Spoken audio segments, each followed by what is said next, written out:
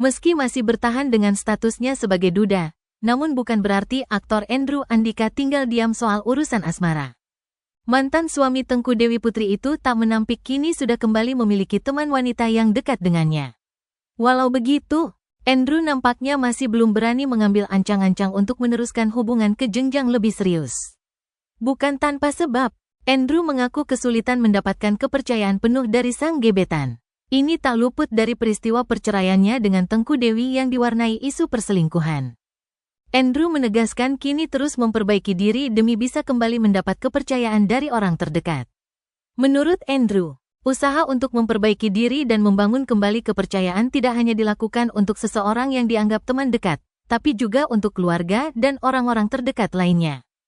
Saat ditanya soal reaksi keluarga dan orang-orang terdekatnya, Andrew tidak menampik bahwa awalnya mereka juga kesulitan menerima. Namun, seiring berjalannya waktu dan dengan perubahan yang ia tunjukkan, respons mereka mulai berubah.